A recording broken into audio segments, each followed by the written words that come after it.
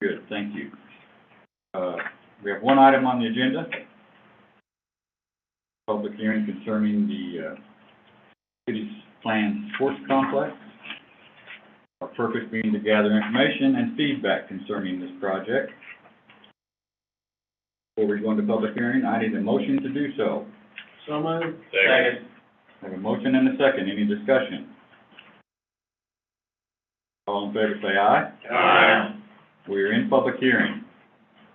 I think we're going to kick it off with a Mr. Dylan Ward, who's appearing via Zoom. He is the city's project engineer on the project and can give us an overview. Yes, sir. Can you all hear me okay? Mr. Ward, I'm sorry, I jumped the gun. Okay.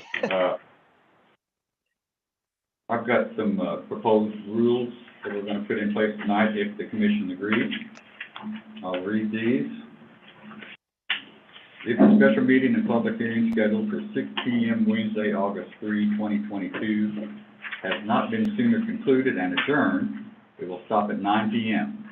and by motion and vote of the Planning Commission be continued and reconvened the following night, Thursday, August 4, 2022 at 6 p.m. and stop at 9 p.m. And by motion and vote of the Planning Commission be continued and reconvened at 6 p.m. and stop at 9 p.m. from night to night thereafter until finished.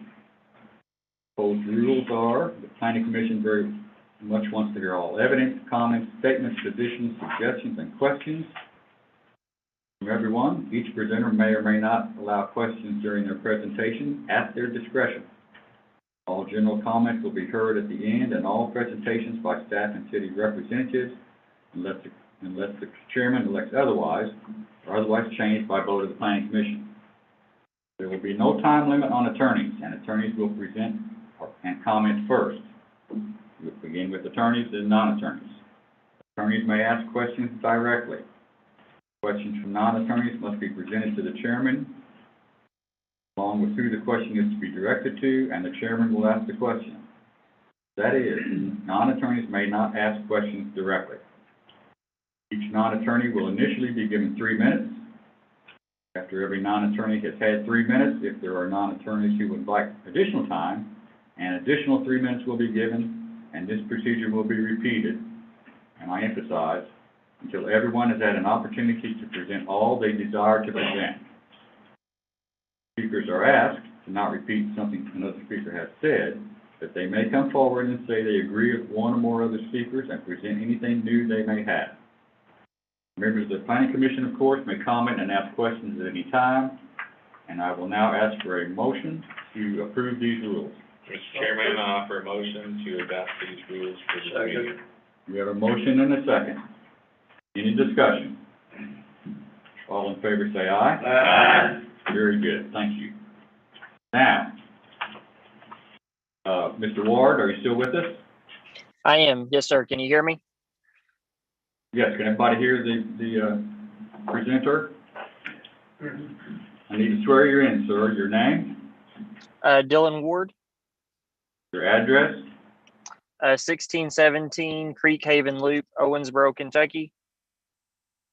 Do you promise to tell the truth, the whole truth, and nothing but the truth this evening? Yes, sir. Thank you very much. Please proceed. Okay, well, I'm going to get us kicked off with just a little bit of background and how we got to this point in this site.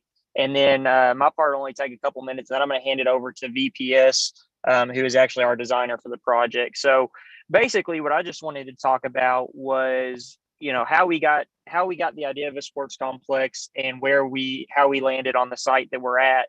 And so basically a lot of this, it started well before this, but the first real step towards building the new sports complex, I would say, happened when the Hunden Group did a sports and events facility market feasibility study. They delivered those results to the Tourist Commission back around April of 2017. And so from that report, there were several different recommendations they had based on our existing facilities, you know, the future of sports in Henderson, and kind of just what they thought that we needed in our community from both a recreational and even potentially a little bit of tourism, recreational tourism. And so following that report, we actually hired QK4, which is an engineering firm, and we tasked them with helping us find property where we thought would be suitable for the sports complex. And not only was it just looking for property, but it was also kind of doing some preliminary layouts, some preliminary designs, looking at what the Hunting Group had said we needed, and trying to find a parcel of property that was, within the city limits, that would be a good location to have a sports complex and could have the space that we needed. And so through that process, they provided us several maps. We went through several designs, several cost estimates, preliminary information. We looked at facilities that the city already owned. We looked at, what could we do at parks such as Newman, Atkinson Park, Parkfield. Could we expand those? Could we kind of adjust some of those to make them more feasible? Could we update them? And then we also looked at least 2 to 4 private properties that we thought were large enough that could potentially fit the needs of this property. And so through several different, processes, we actually ended up landing on the property that we've obviously designed and have the project set at now, which is a property that was owned by Hillview Enterprises, or the Lambert family. We often refer to it as the Lambert Farm, but we were in conversations with Mr. David Lambert, and he's a big supporter of Henderson and of sports, and so is his family. And so we were able to acquire that property, at a reduced rate, and able to offer them. They actually donated a part of the property, and so that's part of the reason why we went with that property. And we also really liked the idea of it being right off the Audubon Parkway, and it kind of being one of the first things you see as you come into town. And so once we had that site kind of figured out, we closed on the property in December of 2020, and at that point we entered into an agreement with QK4 to kind of do the final overall site layout so that we could begin looking at dirt quantities and just kind of a general layout. And so they began working on that, and then from an engineering perspective, drainage, that sort of thing. And then actually following that process, we went out and did a request for qualifications, where we hired VPS as our architecture firm, who would be the firm who actually came in, designed the actual components of what QK4 had kind of helped to lay out. So QK4, did a lot of the site work outside of a certain point and kind of laid out where we wanted stuff to go. And then VPS came in and they designed the fields themselves, the concession stands, some of the actual infrastructure that goes on the site, along with their consultants as well. And so throughout this process, we had several public meetings, met with several stakeholders to get input. And that's kind of how we got to where we are.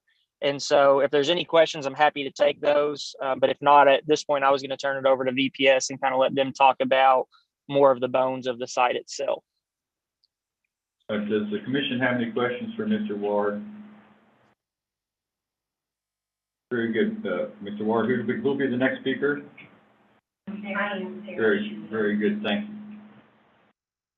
Your name? Sarah Schuler, Address? 528 Main Street, Evansville, Indiana.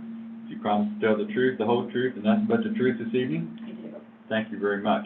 Please proceed. Okay, thank you very much for having me this evening. Just to kind of give an overview of the site, first of all, the plan that was handed out is really the master plan. Because as you just heard in exploration of the different sites, there was also a desire to see how, any site selected, how would it actually evolve in years to come. So what you're seeing on the plan is actually a master plan, and what is actually the first phase includes 4 of the 200-foot fields, and that is labeled on the plan as fields 1, 2, and 3, and 4. So they're right there at the core of the plan. Excuse me, could we get the proper, thank you. Oh, I'm sorry. Go ahead. I got going too fast, didn't I? Okay, so the base bid of this particular project looks at fields 1, 2, 3, and 4, as well as a concession building right at the core of these fields. Excuse me again. Could someone indicate what fields are 1, 2, 3, and 4? I can't see it on either version. Probably just me. If you want me to point to them, I'm happy to do that. I think we have a pointer. Okay. Which we did last night.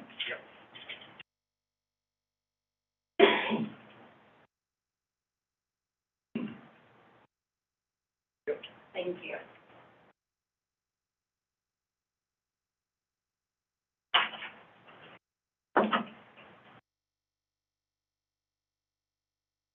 Red light. Okay. I think I got it. Sorry.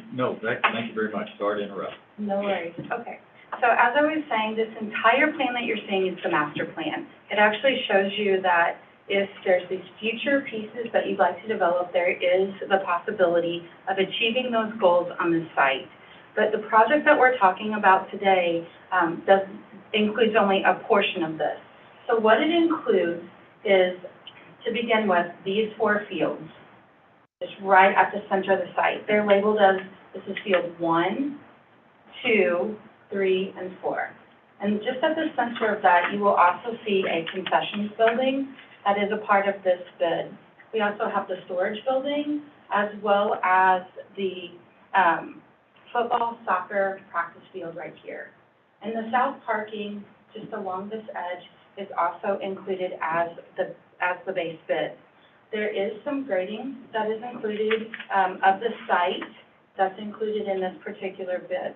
And in addition to what you see there, on here, we have also included an allowance for trees to be planted along Airline Road. And Airline Road is here at the bottom of the plan that you have handed out, or that we have handed out this evening. There's also included in here is a community walking path. And this community walking path, it's the double lines that you see on here, and those are just outside of the baseball field, or outside the fields themselves. And that's what's included in the base bid for this particular work that's out to bid. Is that walking path going to connect to nearby subdivisions, or? At this point, it doesn't. It's within the site itself, but there's a potential perhaps in the future. So we're talking about 4 baseball fields and a soccer field. Yeah. So This core right here. one building containing concession stand and restrooms. Yes. That's a good question. Sarah, can you point it out on this one for the audience? Sure. Oh, thank you. You're welcome. And that really is, I mean, we can talk about the remainder of the site, and if you have a desire to hear more of that information, but that's what I just described is what we're talking about here initially. And I'd be happy to go in further with details if you'd like, or if you want to talk about any of the future components. Do we have any questions from the commission? Questions or comments? I guess I had one question about the community walking trail. So, phase 1 is basically those 4 fields you noted, but the walking path seems to go the entire perimeter. So, would the initial plan on the walking path only be a partial? It wouldn't be a complete loop for phase 1? That's correct, to begin with. Oh, that is incorrect. Okay, go ahead. I was gonna say, I can, Yeah, what we've done is. Excuse me, sir. I need your name, James Farney, your address, 6200 Vogel Road, Evansville, Indiana. and do you promise to tell the truth, the whole truth, and nothing but the truth this evening? I did. Thank you very much, sir. Okay. Thanks for helping. So what we've got is the 4 fields that Sarah described, and in the base bid, because you're looking at the master plan, it does show the walk going all the way around the whole 8 complex. But if we take only the base bid, there will be a walk put up between the 2 fourplexes to complete the loop in the base bid. Now, the 2 fields to the right of the second fourplex are also, they're not in the base bid, but we're taking an alternate price on those right now. So if we have enough money, we're actually going to start, and we're going to build the 6 fields. We're going to build the 4 in the middle, and then we're going to build the two 50-foot fields right next to it. In that case, then the walk will go around the outside. But there will be a complete loop on the walk in the project, regardless of whether we have just the base bid or the alternate width. All right, thank you for clarifying that. Okay. Mr. Ward, did you wanted to add to that? I was going to say exactly what Mr. Farney said, that we actually had it planned so that with the alternate, we were going to add an extra sidewalk if those two aren't added. So he covered exactly what I wanted to say. Thank you, Jim. Thank you. Any other questions at this point? We have another presenter planned. No, but if you want, I'd like to give you just a few more details Cool. about what's in the base bid.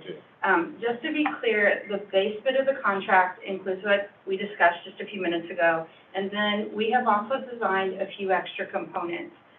Two of those fields, which Jim pointed out, are alternates. So what alternates means is that we've designed them and that we take in prices to consider them, and if the budget allows, we will award them if it fits within the budget.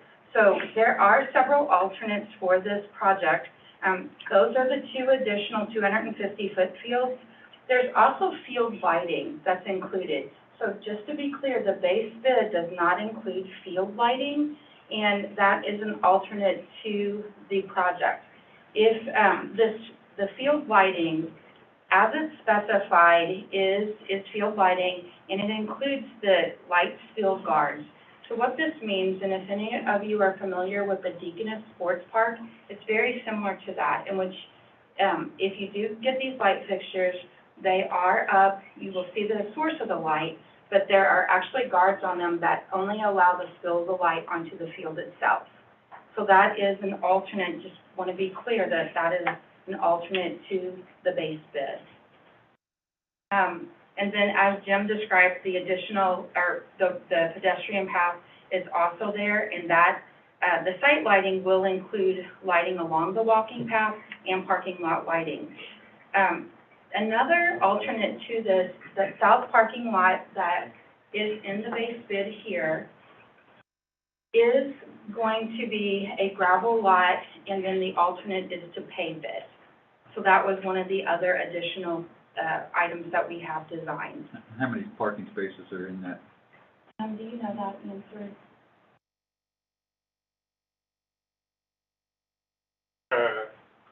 Actually, I don't without sitting here and counting them, but I do know this, it was presented to the site review committee, and it far exceeds the 1 in 4, the four spaces, so it exceeds your requirement, by quite a bit, actually. Thank you.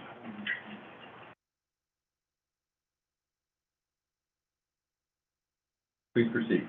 Okay, that is actually, and the other two, you know, we talked about the two alternates for the 250-foot baseball field. So these are actually larger than what you see over here as the base bid fields. That really covers all that we have designed as far as base bid and alternates for this package. Where the bathroom will be located for that complex? For the new or the additional complex? Well, any one of them. Okay, so the concessions and bathroom is right at the core of a fourplex.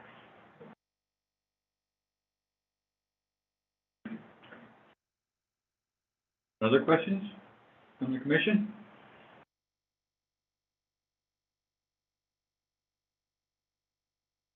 Okay. No, not at all. Yeah. Yes, please go ahead, Commissioner. I was curious also, you know, you've got wood-sized fields, the initial 4 that you're showing, and then the alternate fields are larger. What are those specified for? Is the small ones for, you know, youth, Yeah, little league stuff, and the others for our? The 4 smaller fields are probably like little league kids, little league size, 9 to 10 years old. We used to call Pee-wee. Yeah, so it's Pee-wee or PCA, MA fields. And the 250-foot fields is the next step up, which is what, Pony League or Little League. So we went through this at depth. They studied this very thoroughly, and we had all kinds of arrangements. We went through probably 5 or 6 iterations. They talked to, the clients talked to different constituency groups, And at one time, we had 225-foot fields, 250, we had all kinds, but we went through probably, I don't know, at least 6 different committees that were baseball people, and this was the final outcome, that they decided that they wanted the small fields, and then the 250-foot fields would be better than interjecting 225, because that's just too many different sizes. So they opted at the end to go with the 200-foot fields on the right and the 250-foot fields on the left. You can play, with these size fields all eight, you can also play like women's softball on these fields too. So I know there was a desire to make sure that we could do that. So they have a desire to play softball on these fields too. They'll be able to play on these fields. Now, at the later date, that big field by itself, how big is that? That's full size, like a collegiate size field. It's like 350 feet to center line, and 300 down the sideline. So it's a full size collegiate field, the big one. The soccer fields are all, the first one in this phase and the two, then in the future, they're both collegiate size fields too.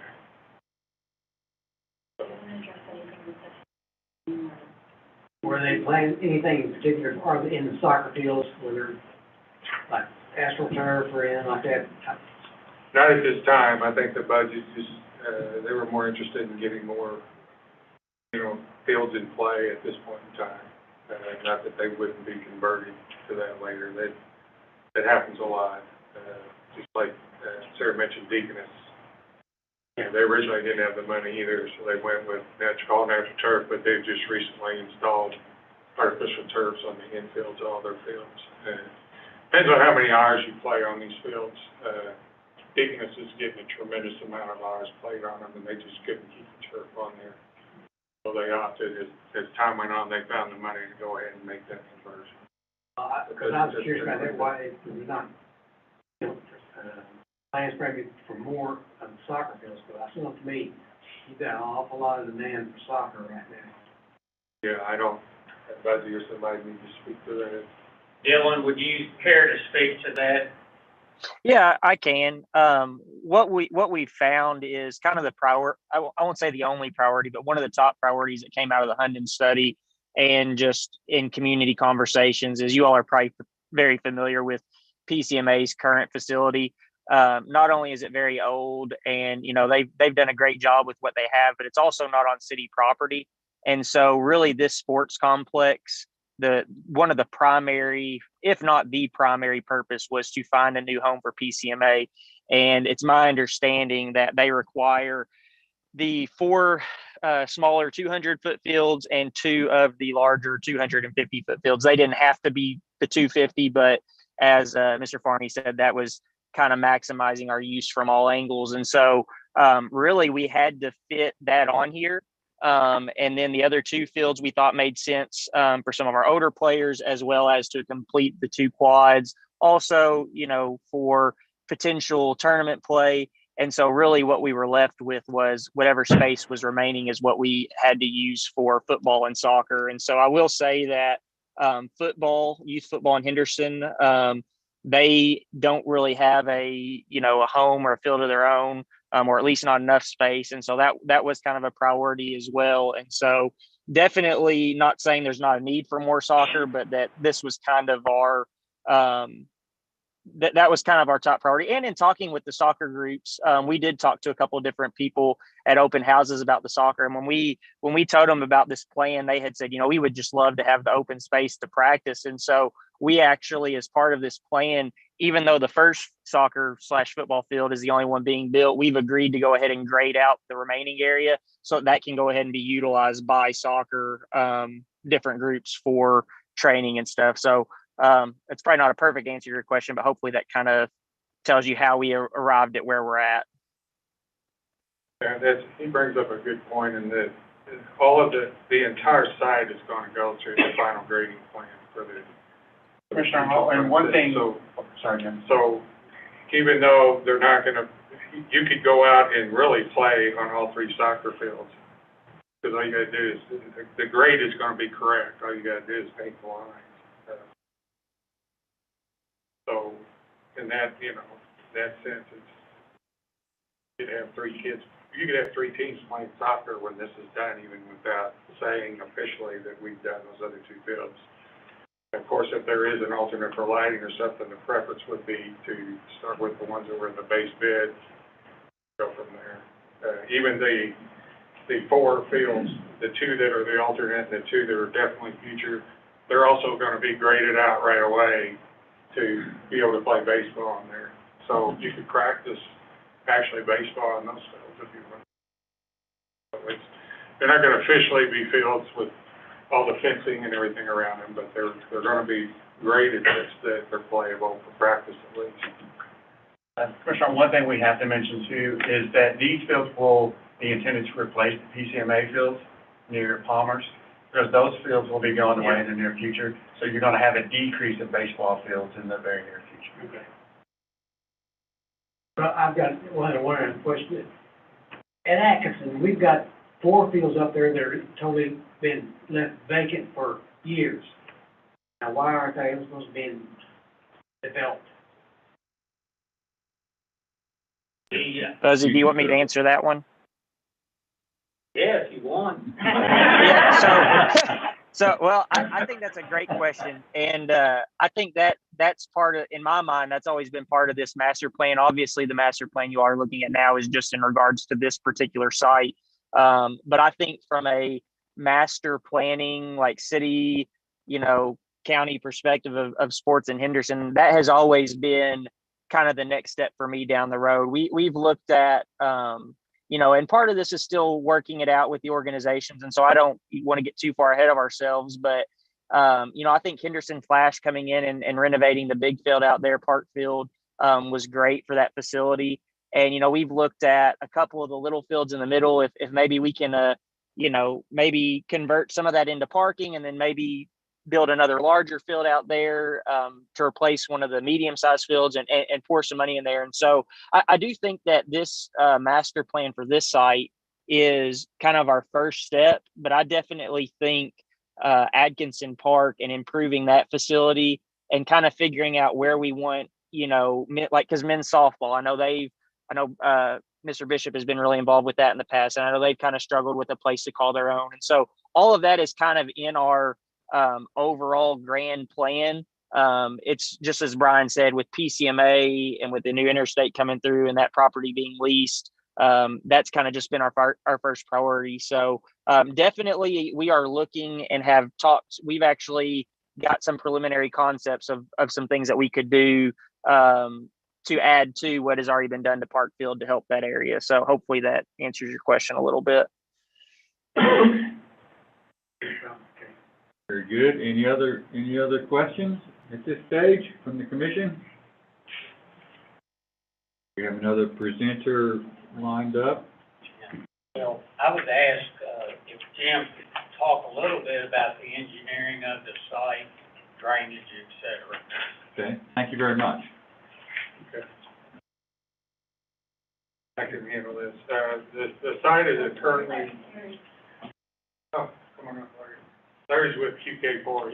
That was part of his work too. Great, thank you. Hello, can I get your name, sir? Larry Shelton, And your address? 1646 Thompson Drive, Owensboro, Kentucky. And will you promise to tell the truth, the whole truth, and nothing but the truth this evening? I do. Thank you very much. Please proceed. Well, the challenge for me is to pick up all the drainage in these future parking lots and route them to a basin that's actually not shown on this, just like in the point next to the intersection of Airline Road and the Audubon Parkway, down to the left off screen. So basically what we've got is two trunk lines that run all the way through, like the bottom, all the way through the parking. Larry, I'm sorry, would it help if you saw the actual drainage plan? We have that as well. Or do you want to work with this drawing? We could. I mean, it's up to you. Whichever helps your presentation. Anything that shows the entire site would be helpful. Tracy, you pick it up to the drawing. The aerial. Use your arrow down. Larry, if you don't mind, tell us where to stop on which drawing. Okay.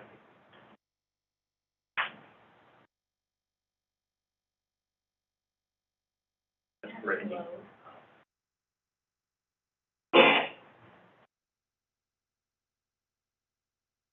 Should be an overall. Yeah. I have a drawing on this, but that helps. It looks like this. It may help for the. It's its own thing. I just think it is, kind of explain. No, thinking about overall, yeah, because we won't be able to get it done. I'd like to go back. Try that. Right there. Yeah. There you go.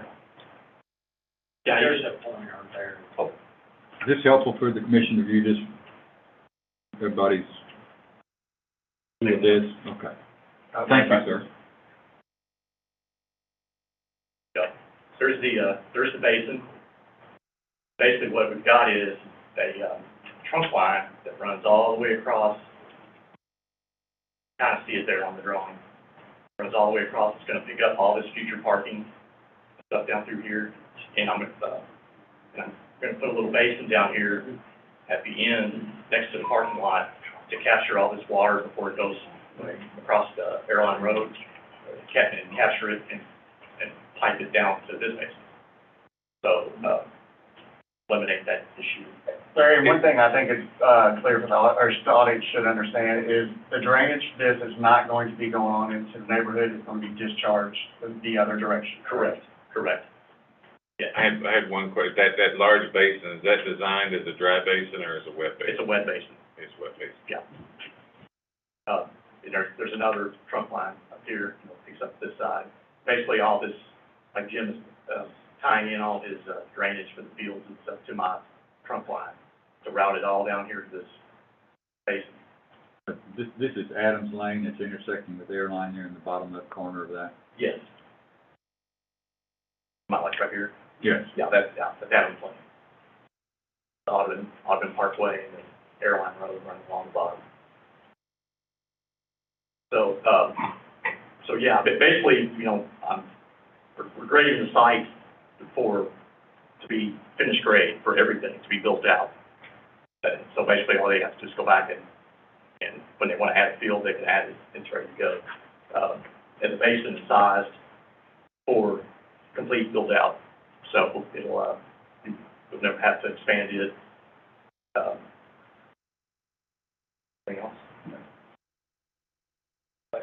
Any questions from the commission? I guess by full build-out, you mean every engineered paved surface is accounted for? Yes, all that whole master plan, I'm considering, I'm calculating everything based on it being done.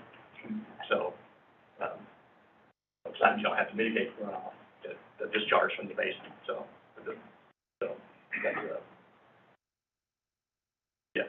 that's the plan, so, and routing everything to the basin, to the big basin, and not across the street. And where will that discharge to? It discharges to there's a ditch that runs along, the Audubon Parkway.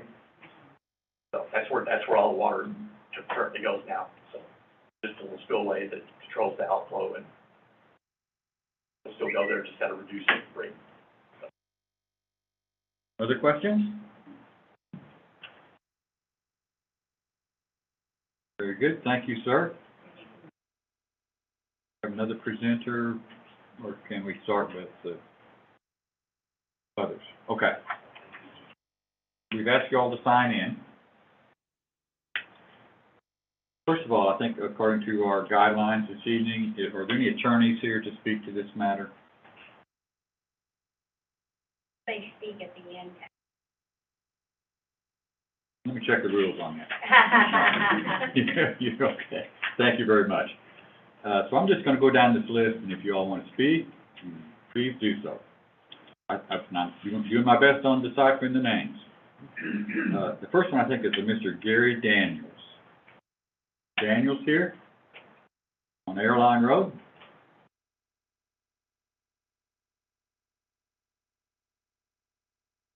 Okay. we'll come back to him if he comes back in. Mr. Larry Shelton, That was me. gotcha. That's very helpful. Mr. Duncan, Derek Duncan, Not at this time. thank you, sir. Ricky Hayes. We have Todd and Gabby Grass. Are they here tonight? Okay, great, thank you. Tony Bullock, Here, but I have nothing to say. okay. I've got Ryan and Brittany Monroe. Mr. Monroe? Yeah. Thank you.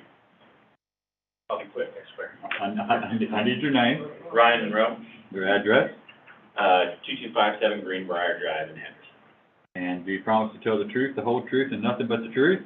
I do. Thank you, sir. Please proceed. So I don't have anything prepared or anything like that, but just after listening to a few things tonight, I believe by the rules I have to address any questions directly to you. Is that Yes. correct, sir? Okay. Yes. The first question is in regard to the lighting.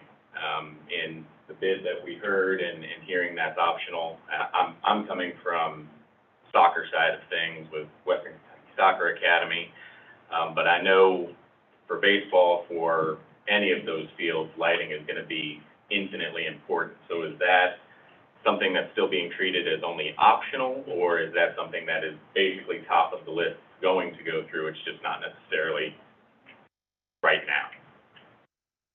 Good question. Dylan? Yeah, That takes us I can back- take that. Thank you. I would say that you're absolutely right. That is at the top of our list.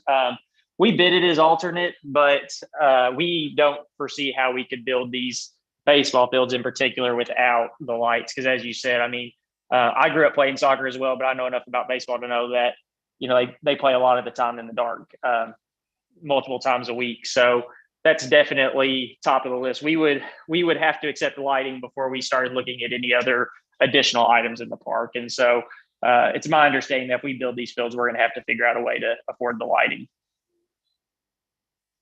Great. And then the only other question that I had is, especially in regard to the multi-purpose fields, I know with the baseball fields, I mean, it's been pretty outwardly said that this is looked at as kind of a replacement and a place for PCMA to go.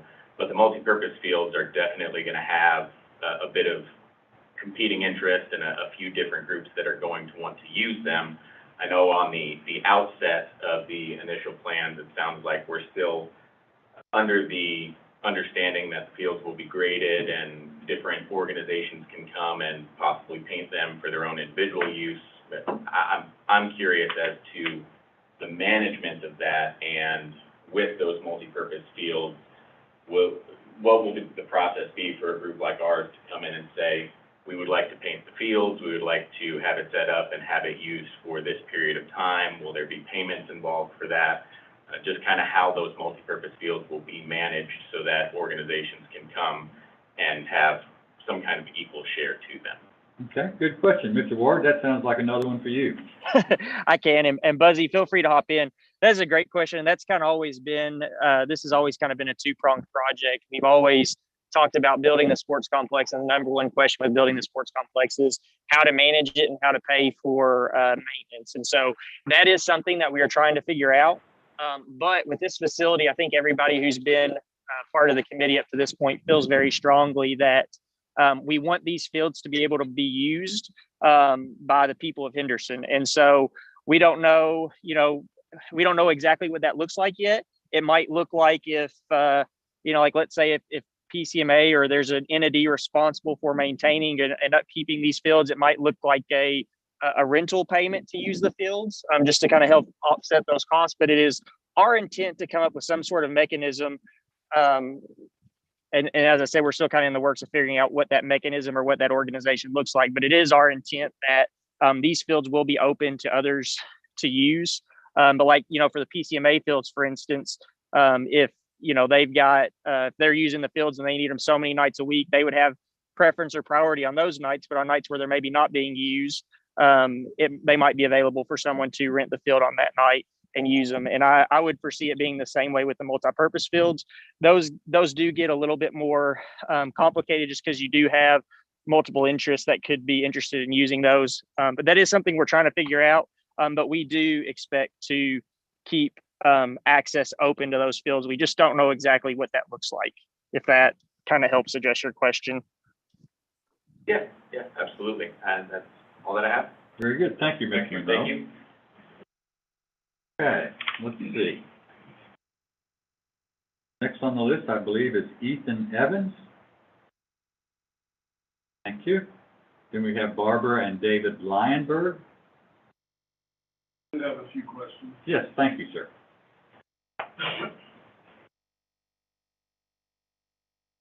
Need your name, sir? David Lineberger, Address? 623 Mallard Lane. And do you promise to tell the truth, the whole truth, and nothing but the truth this evening? Yes, sir. Thank you, sir. Please go ahead. I'm one of the residents of Big Creek, and I guess one question I've got, you talk about grading all the future area and maintaining ball fields and what have you. What about the future area that's being graded? Is it gonna be maintained, or is it gonna look as horrendous as it does today out there, as far as not being mowed and weeds and what have you? And then wondering if there's been any thought into increasing the water line out in the area. Water pressure in Big Creek is not the greatest, and I'm sure there's gonna be a lot of sprinklers being used. So I wonder if there's been any planning on that. And then I guess the third and final would be the, and probably the biggest, is any talk being with the state as far as doing something with airline, making turning lanes, increase traffic. Excellent. Buzzy, you'd like to address this? Now, Dylan, I'd like to take this one if okay with you. Yep, Need your name, go for it. William Newman Jr., Address? 2127 Locust Drive. Do you promise to tell the truth, the whole truth, and nothing but the truth? Yes. I think the first question has to do with maintenance of the, perhaps the unfinished part of the project. The city of Henderson maintains currently all our parks, whether, for example, our former municipal golf course, since we have closed it, we still maintain it as if it were being used today. So the answer to that.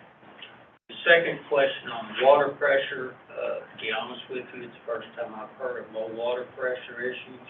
I mean, it's within regs, but it's at the low end of it as well.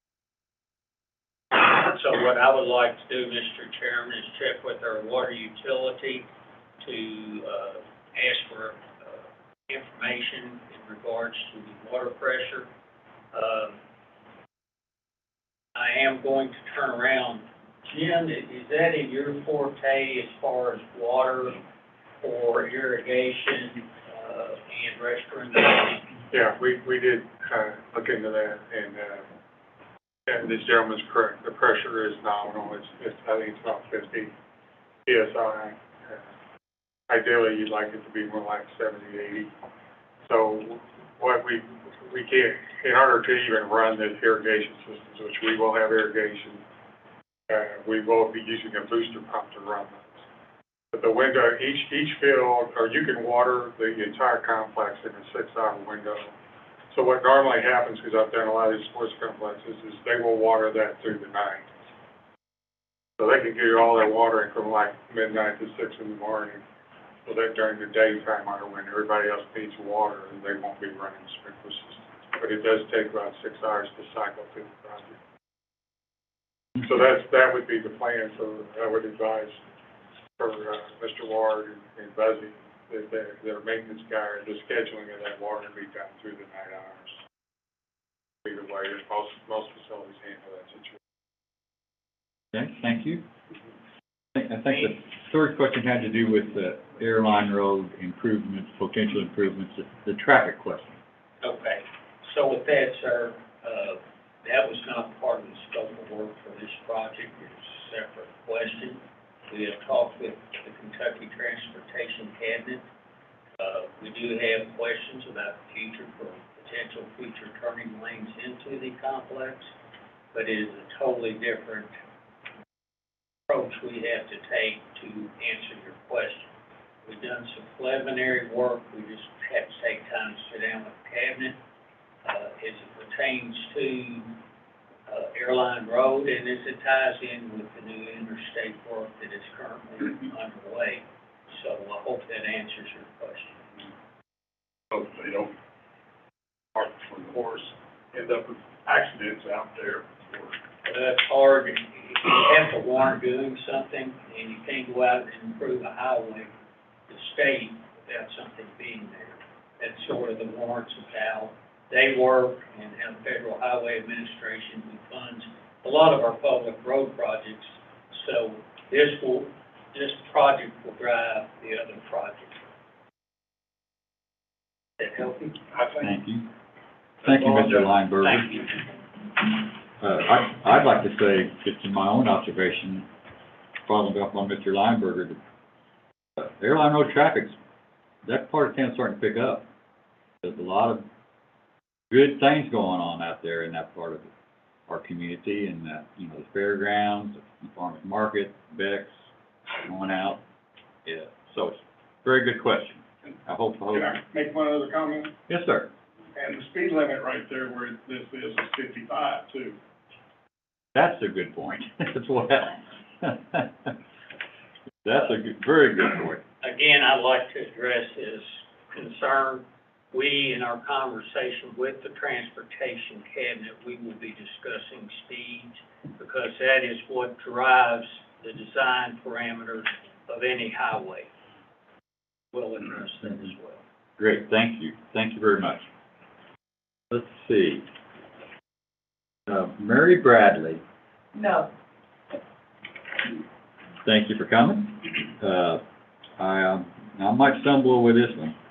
Is it Dole, Nate Dole, on looks like North Elm Street? I'm good. Okay, thanks. Dave Garrett, Dwight Williams, Yes, sir. thank you, sir. How you doing? My name's Dwight Williams. I live at 529 Blue Heron Lane inside of Big Creek.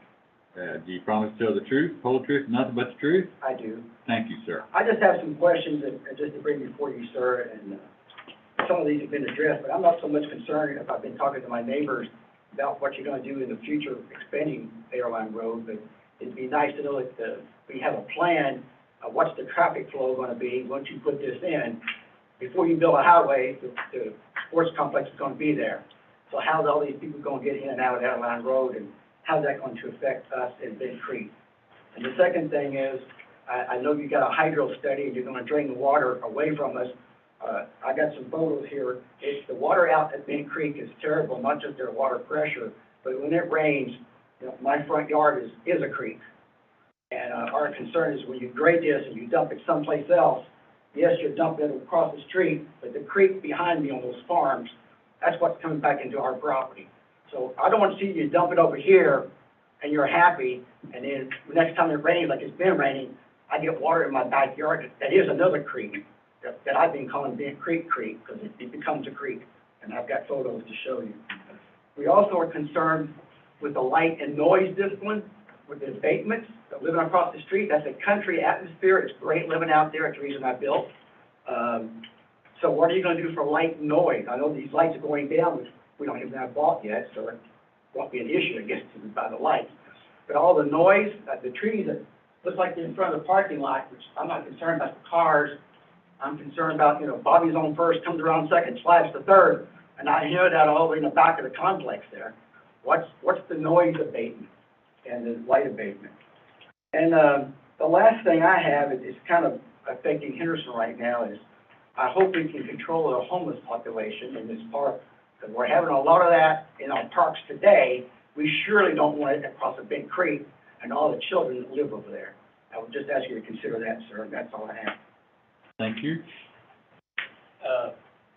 Mr. Chairman, Yes. Mr. Williams, Yes, sir. I'll try to, if you don't care, try to No, of course. address some of your questions. Larry Shelton, who was with you before, he had mentioned earlier that they do what they call pre-stormwater runoff. And they have to do a post-development runoff. And as Mr. Shelton described, his site has been developed, take all the post-development runoff away from the current drainage flow that property has.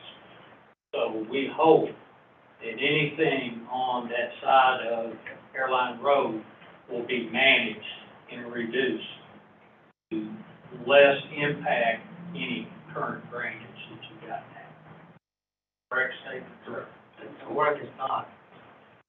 And what if it's not? It's a good question. I will tell you, as chairman of the Flood Mitigation Board, that whole area of Airline Road, all the way out almost to Aaron Church Road, a lot of drainage that comes through there. We call it Elam Ditch. Anything that happens to Elam is a result of area stormwater runoff. Buzzy, can you speak closer to the mic, please? Yes, sir. Sorry, I hate turning my back. It's okay, it's okay. But to be honest with you, we look at those things, in totality, and we have, as you're aware, most of you who live along Airline Road know what the flooding issues currently are.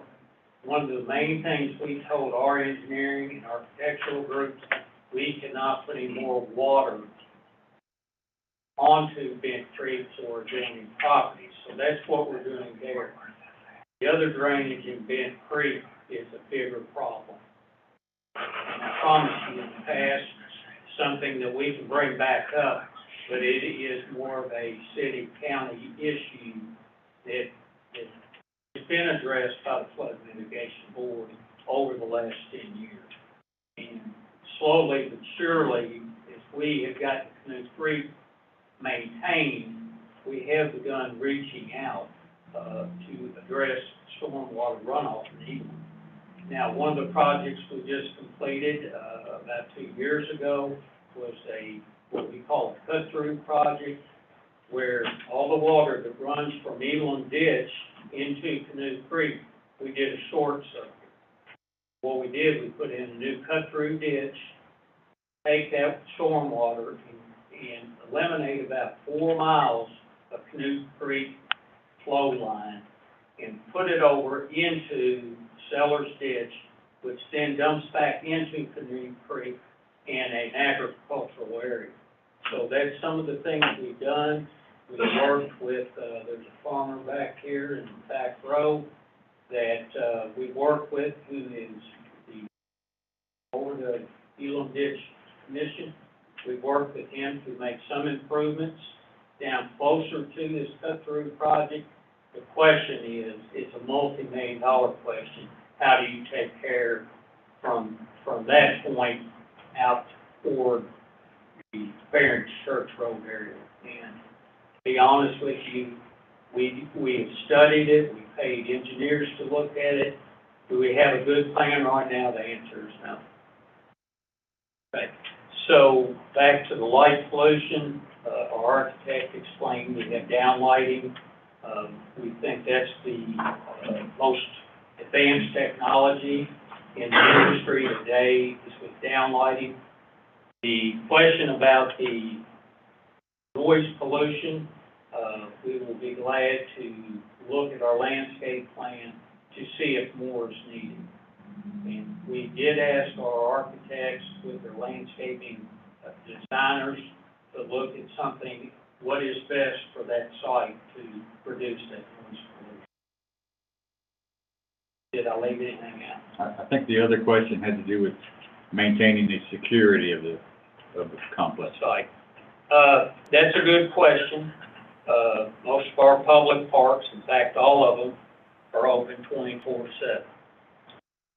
To answer your question about the homeless, that is currently being addressed, hopefully we as a community will come up with a solution to those problems. It is not only a Henderson problem, but it's a nationwide problem. So just realize we're working on that as well, and as it pertains to our public parks. Hey, Buzzy, can I add one comment to that? Yes. We will actually, the way we've set up this complex, we have utilized the existing outfield fence. So that everything, all of the fields, the concessions, all those buildings, will be secured. So we're connecting the fences in such a way so that people might be able to get into the parking lot or access certain areas of the park, but the actual facilities themselves won't be accessible.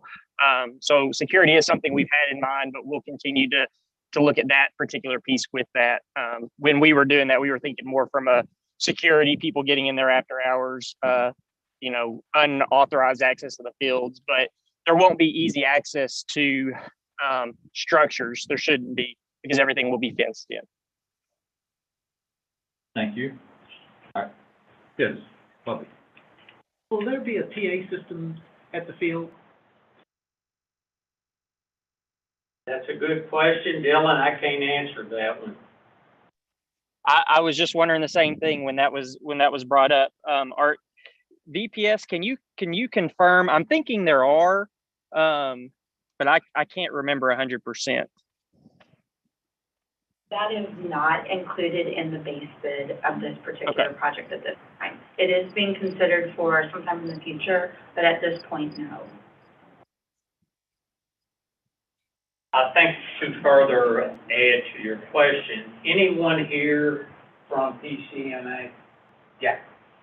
Do y'all currently have Yes. PA systems? Yes, we do. We announce birthdays or any emergency situations. Do you mind to step up? Yeah, we know.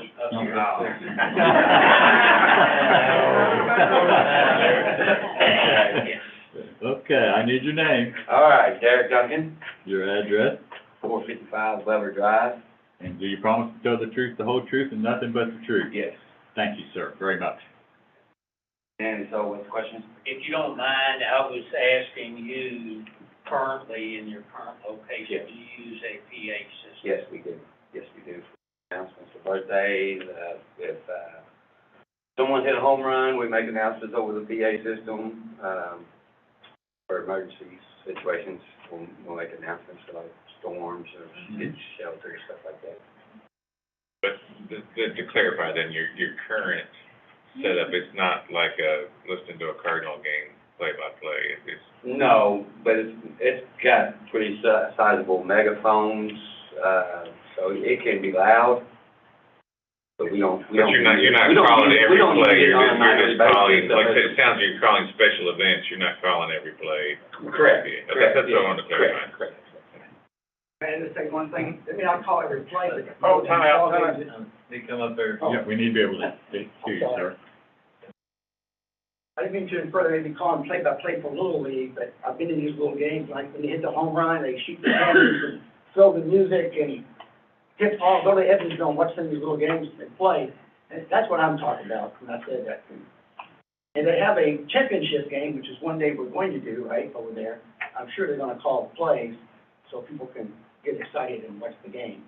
So the noise is what we're concerned about, even if it's just when all these little kids hit home runs, which they do. Because the parents cheering and the coaches yelling, yeah, it makes considerable noise, but it doesn't carry very far. It doesn't carry as far as the PA system would carry. We don't use explosives, to celebrate anything, in the city limits, so. All we got is a PA system that the school board probably uses, that we use, maybe not even, probably don't use it on a nightly basis. Not, Okay, thank you, sir. Thank you. Any other questions for this gentleman? Good. Let's see, can we go back to our list then? Do we have everything addressed so far? Okay. Next on the list is Gene Williams. Jeffrey Donovan. Thank you. Billy Ray. Mr. Ray? No, but, Okay. well, I'm worried about the drainage, too, but If you're gonna speak, I'm sorry.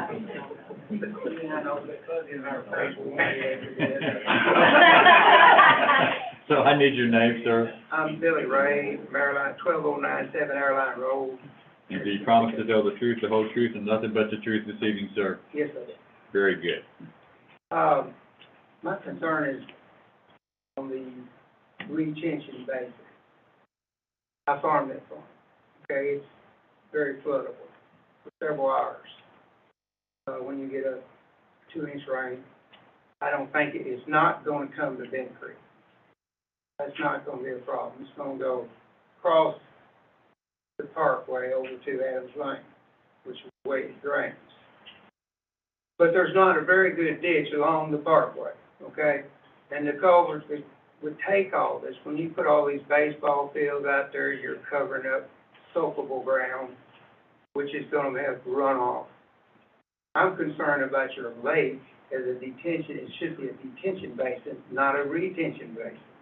The only thing you've got to get rid of that water is evaporation. That's it. You got a spillway, sure, but then you got a full lake. It's gonna go to the spillway, maybe a foot, 2, we still leave a levee. Every rain that comes through, it's not gonna be a lot of, it's not gonna hold the water. That's the only concern I got. You're gonna have some parking lots and fields underwater there, unless you figure out a way to get rid of that water and make it a detention basin instead of retention basin. I think Bent Creek could be solved a little bit if some of them weren't lakes and they were detention basins. And they would dry up, and you had your rain, they'd fill back up, but they slowly release. That was my concerns on that, Okay, okay? thank you. Thank you. Wait a minute, come here, friend. We have a love-hate relationship. Well, let's keep it on the love side It's now, all more right? love, anyway. I think to answer your question, you have more knowledge about drainage in that area than anybody. The one thing I will say, back to our consultants, we will ask that question and try to get that answered. But one thing I do feel obligated to you is to sit down with the plans and go over it with you. So you can look at it. We have them here tonight, but this is the time we should. Another time. Yeah. Okay, that'd be fine. Great, thank you. Oh, Thank you. are you buying dinner? No. I know, always one and a half steaks. I think one thing to Mr. Ray's comments is that the ponds and the golf course were never intended for anything but to hold water, because they were gonna be used to pump and water the golf course. They were never meant to be slowly discharged, they were meant to hold the water for free water. That's it. Okay, thank you. Next on the list, I believe it's Isaac Church.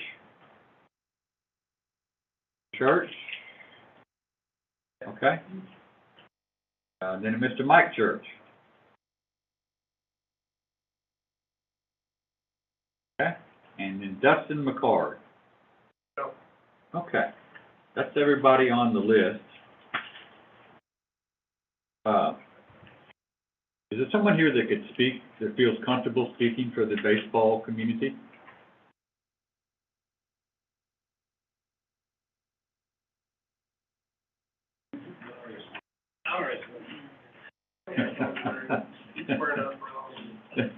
Thank you. I need your name, sir, Ricky Hayes, your address. 1715 Meadow. Do you promise to tell the truth, the whole truth, and nothing but the truth? I do. Very good. I'd just like to kind of hear what this might mean to youth baseball. I mean, there's no question about it, we do need a new facility. It may be pretty run down.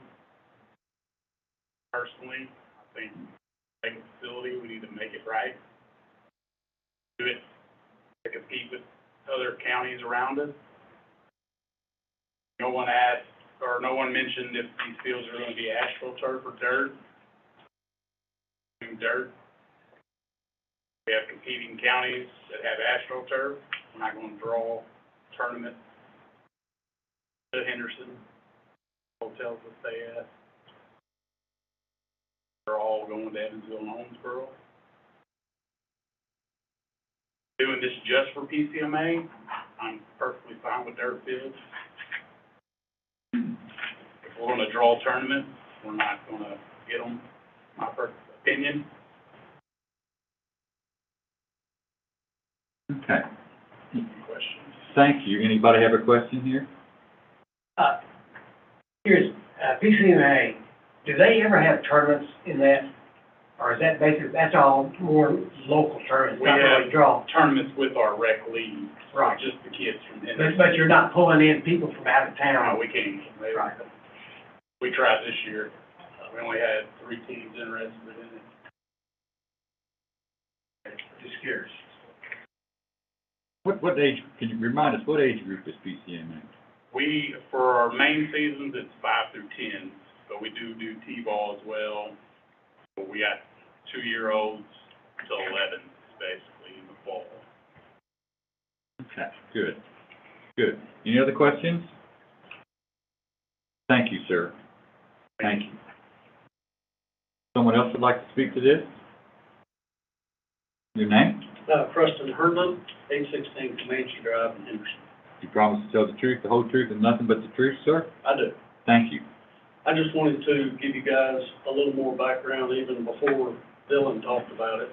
I think the discussion about this started, my youngest son just graduated to 16U baseball. And this started as we were preparing for his 5-year-old season and talking about what we could do to fix up PCMA. And we got to looking in the dollar amounts that it would take to get that just back to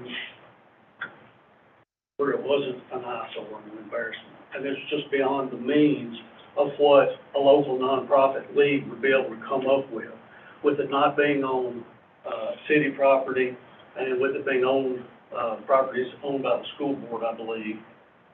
The outside entities weren't going to be able to help, so it just wasn't an option to be able to fix it. So that's when kind of all of this began. We have done some fundraisers, and to answer a question that was asked earlier, we attempted to host some outside tournaments to bring some teams in, and to be honest with you, it's marginal success out there. At the existing PCMA facility, there's no way to charge a gate. It's not a gated entrance. And if people can get around it, they will. You know, every effort's been made.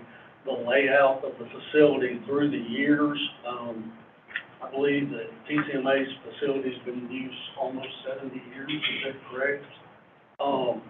And it didn't start with, hey, we're gonna build all these fields. As baseball in the community grew, hey, we need to build another field because we don't have enough. And in doing so, the layout is just not conducive to being able to manage the amount of play that it got to. And I believe that it's directly had an impact in recent years in our local kids going other places to play, just because of the layout. And I'm not knocking anybody at PCMA because they do a wonderful job with what they have. This is just about providing facilities that are in better condition for them and for the kids in the community and giving them a better opportunity to play.